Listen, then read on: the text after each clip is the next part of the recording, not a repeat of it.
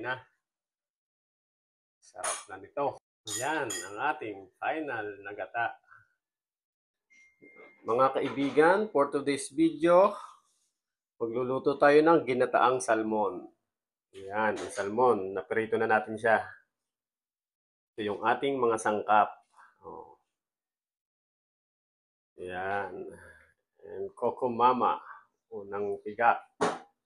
At lalagyan natin ng kangkong. Tara, guys. Luto na tayo, mga kaibigan. Simulan nating maggisa ng bawang. Yan. Natin ang sibuyas at luya para pampatanggal ng lansa. Okay, yan. Palabatin muna natin ang kanyang aroma. Yan, isunod natin ang gata. Okay, yan. Papakulo natin hanggang lumabas ang maglangis-langis niyan. Okay, yan. Tapos saka natin ilalagay yung mga gulay. Okay, pakuluin muna natin yan, mga kaibigan. Lagyan natin siya ng paminta, mga kaibigan, pampasarap din yan.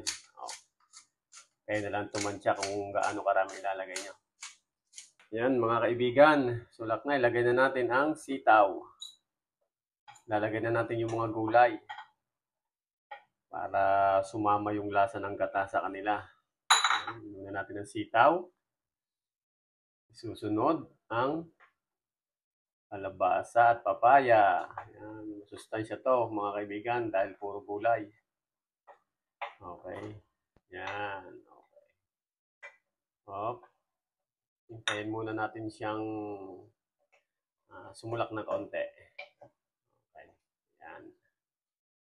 Sulak muna ulit, mga kaibigan.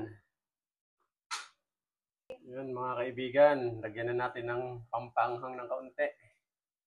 Ang ating sili. Okay. Ilagay na rin ang okra. At ilalagay na ang dalawang gata. Okay. Ayan, mga kaibigan. Pure na pure gata yan. Kaya sobrang sarap. Yan. At ilagay na natin ang pinaka-importante ng ating piniritong salmon, mga kaibigan. Ayan. Bali, ilulubog natin siya sa gata. Okay. Mukhang mapaparami na naman ang kain. At mawawala na naman ang diet ni Mrs. Okay yan, mga kaibigan. Balikan natin mamaya ulit.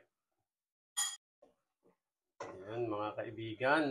Oh, okay na. Sarap na nito. Bali, lalagyan na natin ng huling gulay. Ang kangkong leaves. Ayan, mga kaibigan. Okay na yan.